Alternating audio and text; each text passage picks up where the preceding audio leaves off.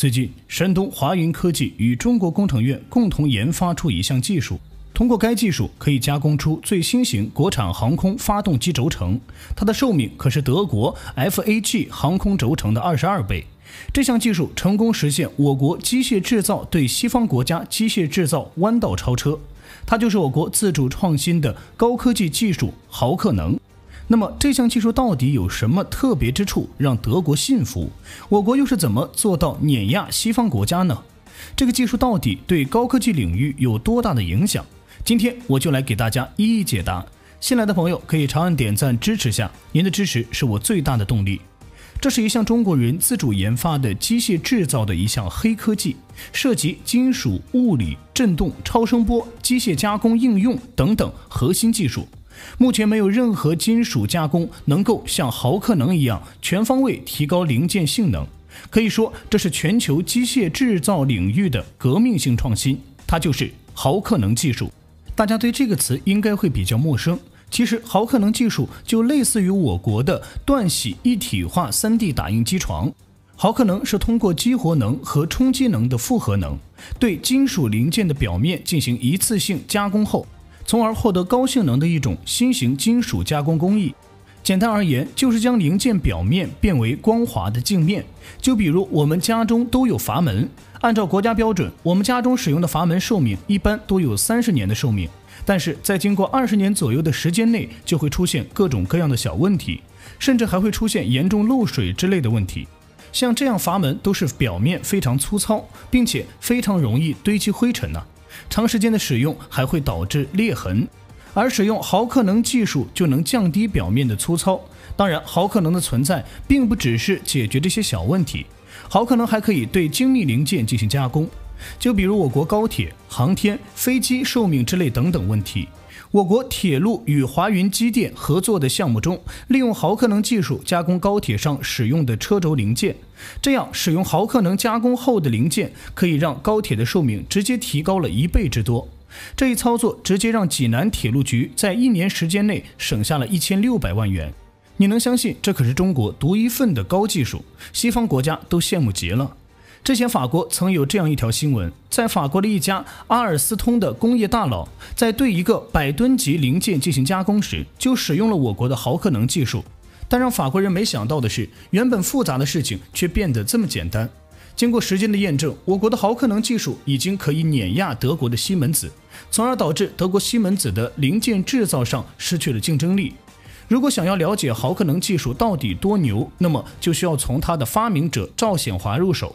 豪克能机床的生产企业是山东华云科技，这家公司的身份一点都不简单。我国重点项目的三峡水利工程和上海磁悬浮列车，他们都参加过。可以说，山东华云科技是机械领域的大佬级人物。这位赵显华在创业之前是一家机床厂的技术人员，并且同时还是研究消除残余应力的专家。有很多小伙伴不知道什么叫残余应力，其实残余应力就是零件加工之后残留在零件中能量，而这些能量是极容易导致金属变形、开裂等各种问题，同时这也是导致零件寿命下降的主要原因。所以大家知道消除残余应力有多重要了吧？有人说，那不生产不就不存在这个问题了吗？当然不行，如今在各个领域上都在使用各种各样的零件，同时这些零件中大多数都存在残余应力问题。那么如何克服残余应力是解决问题的关键。赵显华在研究如何消除残余应力时，一直在考虑怎么让材料的表面受作用力，使两方作用力可以进行抵消。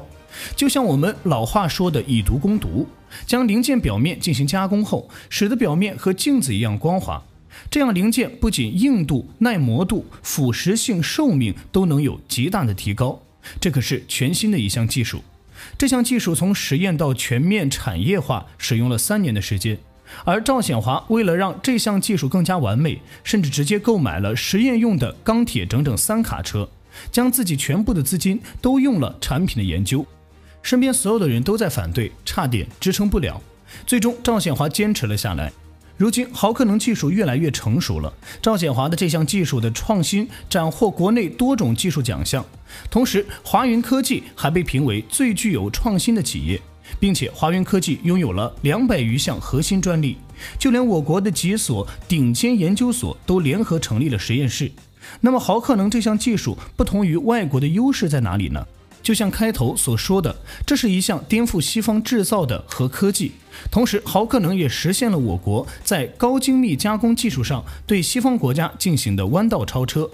根据赵显华的介绍，我国的毫克能技术比西方国家零件的寿命提升10倍之多。毫克能加工原理其实就是通过电能的转换，在机床内用能量发生器转化为毫克能，之后再经过特定的毫克能刀具将能量输送到零件里面，再经过每秒万次的高强度冲击，可别小看这样的能力，通过高强度的振动不断对零件进行敲打，这样就形成了一张反作用力。这其实有点类似于磨刀的工具，只不过毫克能做的都是精密零件，再加上通过滚压方式对零件表面的压力，还可以随意改变零件的尺寸和形状。这一步其实就类似于我们生活中的揉面。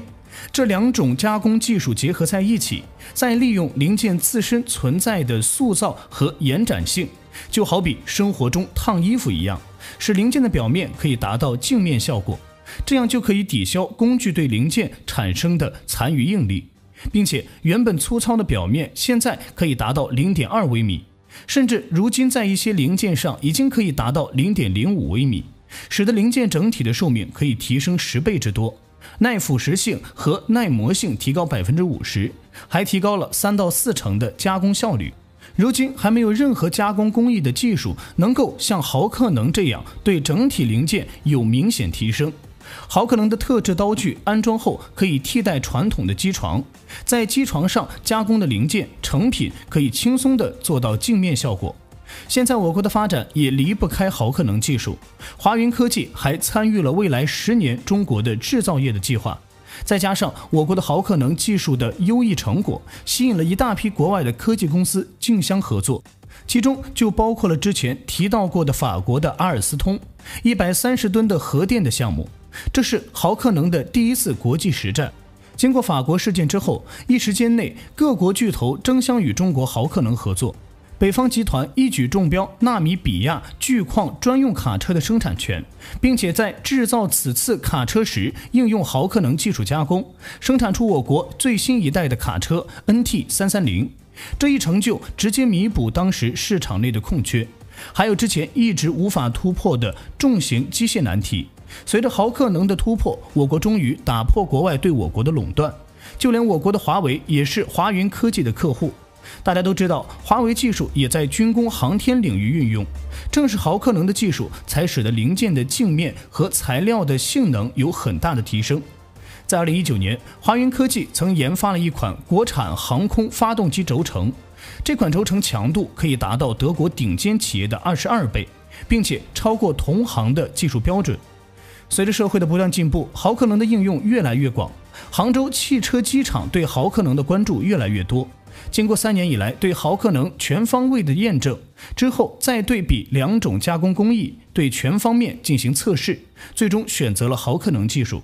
之前杭州汽车机厂使用的一直以来都是德国西门子技术，如今已经全部改为毫克能技术。除此之外，毫克能还被运用在我国的国防领域的项目中，比如我们国家的火箭炮炮管的加工和表面技术，使用毫克能只需要经过一道工序就能加工完成，大大提升了工作效率。另外，在涡轮叶片上也已经采用了毫克能技术，使用后涡轮叶片不仅更具有光泽，在抗热和耐高温方面有显著效果。目前无论是在哪些领域上，使用毫克能技术加工的企业越来越多，可以说赵显华发明的毫克能已经引领未来世界，终于打破美国对我国技术的封锁，希望之后可以解决卡脖子技术。不得不说，毫克能技术让每一个中国人自豪，同时希望毫克能之后可以应用于更多领域。再次由衷的感谢赵显华，中国人用实力狠狠地打了西方国家的脸。好的，今天的视频到这里就结束了。关于这项技术，看官们还有什么想说的，欢迎评论区留下自己的看法。如果喜欢的话，请长按点赞，咱们下期见。